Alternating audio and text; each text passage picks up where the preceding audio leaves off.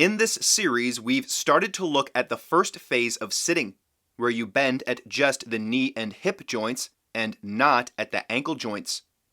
Today, we're going to look at the second phase of sitting, where we actually lower ourselves to the chair. I would recommend watching at least the previous video in this series before this one, as I will assume you've already experimented with the first phase of sitting during this video. In this second phase of sitting, we do bend at the ankle joint, the knee will go forward in space, and you will be loading the lower leg. The idea is to move the pelvis straight down in space, to land on the front of the chair. When you land, your torso should be angled, just as it was when you were in the first phase of sitting. When we say the pelvis should go straight down, what that means is that we don't want the pelvis to go further back in space than it already is as you lower yourself to the chair. For most people, when they first try this out, they will end up going back with the pelvis and land closer to the middle or back of the chair. If you make it your intention to land at the front of the chair and not the middle or back, that should help a bit. But there's a second connected problem that we must address, which is the retraction of the upper sternum during the descent.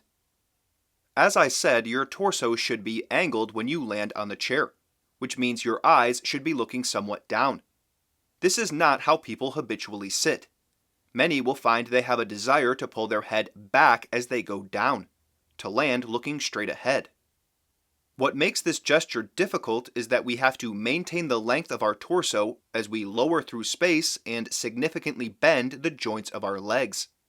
It's hard enough for most people to maintain the length of their torso while just standing.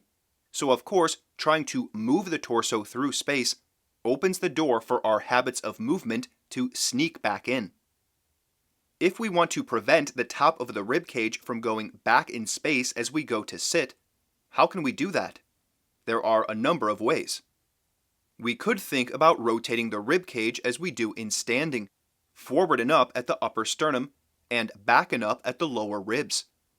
But is there something more we can do to help ourselves as we try to change how we perform this gesture? Well, of course, our arms attach to the upper end of our rib cage, so if we keep our arms forward, that will help us prevent our rib cage from going back at the top.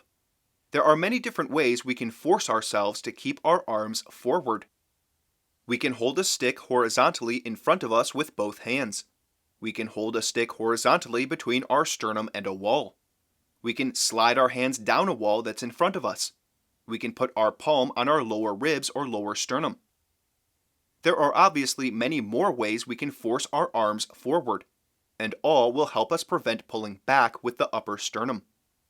There are a few things to consider when it comes to how you want to maintain your arms when they're forward. You want the tips of your elbows to point out, away from your body. If you're holding a stick horizontally in front of your body, you can pull the stick apart using the tips of the elbows. That is, pulling on the stick with the force coming from the elbows more so than from the hands. You want the tips of your elbows to be in front of the frontal plane. Say your hand is on your sternum. You don't want your elbow pulled back behind your chest. You also want your elbows to be lower than your hands. So let's say you don't have a wall. You can still pretend you have one and place your hands against it, keeping your elbows lower than your hands. See if you can keep your hands against the imaginary wall, or do you pull back when you lower to the chair? The last thing we'll consider on this today is that we don't want to lean too far forward as we descend to the chair. We want our torso to stay between 20 and 30 degrees.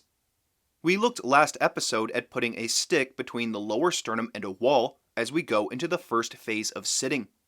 The same can be done for the second phase, though moving down while keeping the stick horizontal can be a little awkward, but it can definitely be done. If you attach a wheel to the end of the stick, you can make it a bit easier. There are a number of other things we can look at and refine when it comes to this gesture, but as a starting point, this is already enough, or maybe even too much.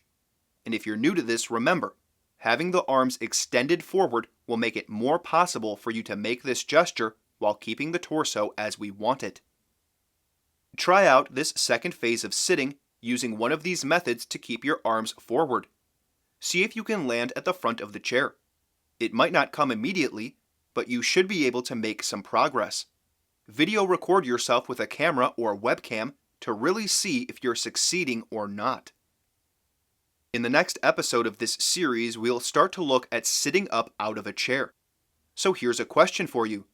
Do you need momentum to stand up from a chair? What you'll find is that most people get up from a chair by moving their torso forward and using that momentum to carry them up. But do you need that momentum?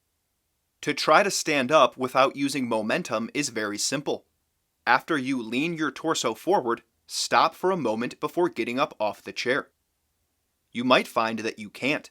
You might find that you want to move your lower ribs forward to heave yourself up.